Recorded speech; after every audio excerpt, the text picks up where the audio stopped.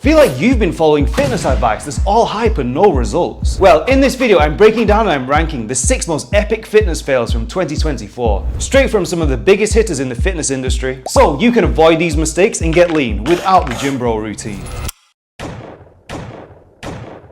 Now we've got Kim Kardashian and Kevin Hart telling us to try a special kind of meat. But first up, we're ranking these takes from minor slip up, nothing major, you'll recover quick, then misguided move, a bigger misstep that can cause some serious setbacks if you're not careful, to epic fail, the kind of blunder that can throw you completely off track and keep you stuck for the long haul. So Kim and Kevin, what's up?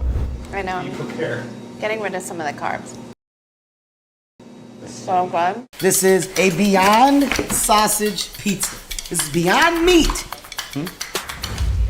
Damn! Now, let's be clear, this is not about bean burgers or high-protein alternatives like tofu or tempeh. Nope, these are meat alternatives for meat eaters. See, it started with launches from big brands like Burger King with plant-based Whoppers, KFC with plant-based chicken, and even Taco Bell with plant-based Crunch Wraps. And even big-name investors like Bill Gates poured cash into these companies. In fact, Bill's investment into Beyond Meat is skyrocketed to $235 per share. And that's because most people thought factory farming is brutal, and maybe all this meat it's not so good for my body. So they replaced some of their beef burgers with plant-based ones, right? But all that meatless Monday hype, yeah, then the bottom fell out. And that plant-based meat investment? Today Bill's investment is worth less than $5 per share. That's a 98% drop. Meanwhile, the beef market is actually exploding in the US. It's up 23 billion this year and projected to hit 656 billion in the next 10 years. So why did plant-based meat fail so hard? One, they made it a moral issue. If you ate meat, you were made out to be a terrible person that didn't care about the planet. And if you ate plant-based meat, you were made out to be some kind of blue-haired activist with an agenda. So it became less about food and more about which side are you on. 2. Ingredient controversy. The original ingredient lists were wild, full of ultra-processed ingredients. And even though they've pivoted to include more natural ingredients in their formulations, like avocado oil, the damage in the mind of the consumer is already done. 3. The cost problem. At Walmart, Beyond Burgers are $9.68 per pound, whereas 100% fresh, never frozen, Angus beef burgers are $4.68 per pound, less than half the price, meaning plant-based meat is a luxury for most people. Well, for now, the lesson is clear. People care about taste, price, and trust in ingredients, not guilt trips. So it's clear, real meat is not going anywhere. But there's definitely room for plant-based alternatives to carve out their own space. And that's why this one lands in the misguided moves tier. Now we've got Joey Swole, and he's pulling no punches in calling people out for their behavior. First off, being bigger than someone does not make you better than them or mean you can take a video of them in public to post online to make fun of them, which you do behind his back, by the way, like an absolute coward. Speaking facts, the truth is the guy knows nothing about the person that he's mocking. Maybe the guy's a marathon runner, or maybe he just doesn't care about having bodybuilder legs. This toxic gym bro culture is so frustrating, and this is why Joey tells us, muscles don't mean a damn thing if you treat people like shit. You need to do better.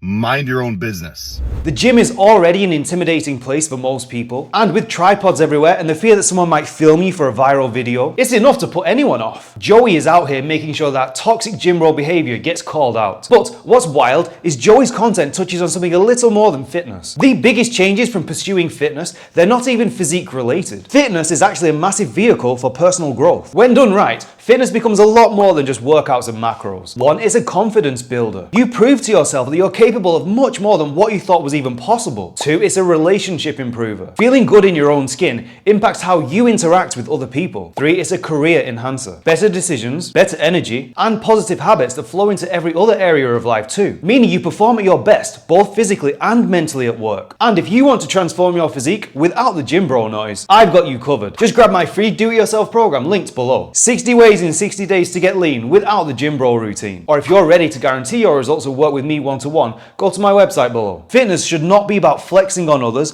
or playing some imaginary competition. At the end of the day, fitness is not just about building a better body, it's about building a better life. And that's why this toxic gym bro culture is going straight into the epic fail tier. Now we've got Josh Brett weighing in on what people think a normal physique looks like. Can you rate this guy's physique to me, Dem? Can't see it. When many people think of dad bods, they're referring to a bodybuilder in the off-season, or James Bond. I think the dad bod's very attractive in my opinion. Is this what you mean by dad bod? Immediately no. Yeah, no, see, I like that. That's not a dad vibe. Wait, what? Chris Bumstead in the off-season? Daniel Craig is James Bond? If that's the dad bod, then sign me up for that struggle. But here's a reality check. This study, it showed something fascinating. Men think the ideal body is about 30 pounds more muscle than they currently have. Women, on the other hand, they say in their own words, we prefer an ordinary male body. But here's where things don't add up. Yes, men are overestimating the muscle and size they think they need to be considered attractive. But women are underestimating the level of leanness and muscle mass a man needs to be considered normal or dad bod. And this is the social media effect. Ladies, social media has completely lied to you about what a normal male body looks like. The average American male is actually 200 pounds and 29% body fat. Yet, on social media, we're bombarded by the top 1%. This creates this huge disconnect where we think the 1% is closer to the norm than it actually is. When in reality, if you're even trying to improve your body, you're likely above average or at least on your way there. So what's the solution? Stop comparing.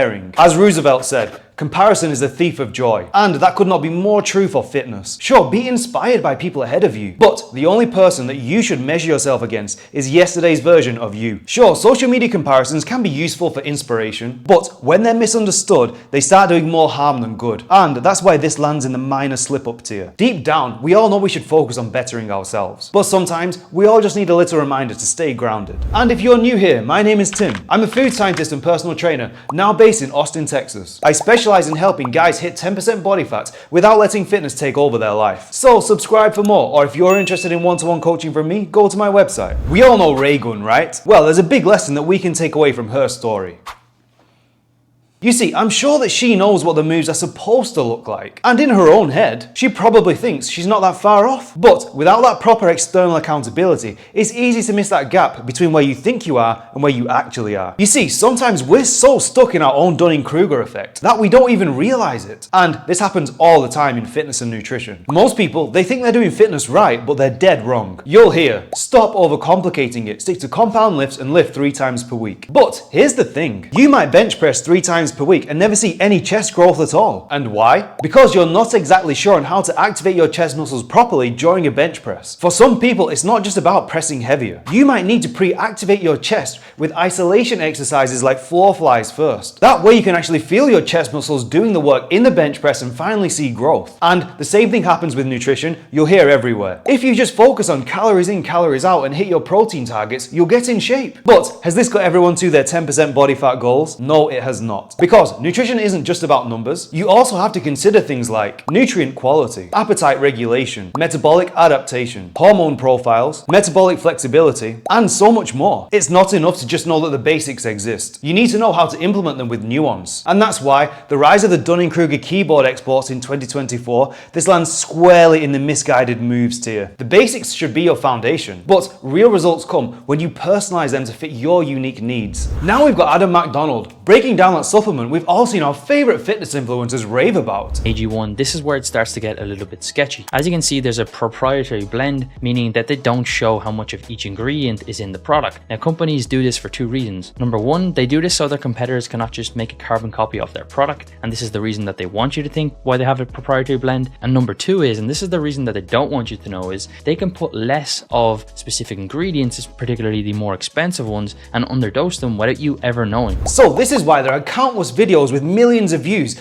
tearing down athletic greens. But could Joe Rogan, Andrew Huberman and Chris Williamson all be selling us empty promises in fancy packaging? Let's take a closer look at what's actually in AG1's proprietary blend. You see, here's the problem. Only some of the ingredients' weights are actually listed. For example, we can see AG1 actually tells us that it contains 420 milligrams of the cheap vitamin C. But for expensive ingredients like beetroot powder, there is no weights listed. And we know from the data, we need 5 to 7 grams of beetroot powder to get that nitric oxide production ramped up. And this cannot be possible at the effective dose of 5 to 7 grams, because 1 full scoop of AG1 is only 12 grams, meaning beetroot powder would need to take up more than half of the scoop. And as AG1 contains another 73 ingredients on top of vitamin C and beetroot powder, do we really believe we're getting the clinically effective dosages of each ingredient? Not a chance. Now, AG1 is not bad for you, but if you're expecting it to revolutionize your health, you might want to rethink your scoop. So here's what to do instead. Step 1. Research the dosages. Start by looking up clinically effective dosages. Use websites like examine.com for unbiased, scientifically backed information. Step 2. Verify the product's contents. Check if the product is actually third-party tested so it contains what it claims. Websites like LabDoor and independent sources can verify this for you. Step 3. Just avoid proprietary blends. If a supplement actually contains a clinically effective dosage of a key ingredient, trust me, they'll shout about it. And if they're quiet, there's a reason. Sure, AG1, it looks slick, but supplements should be about results, not marketing. So, fancy greens powders, you're going in the misguided move tier. Now we've got Greg Doucette and Zach Telander calling this out. The fitness industry is very weird. It's very, very weird. Yeah, You know, it pretends to promote fitness, but it doesn't. It promotes the illusion of being fit, which is basically to be attractive.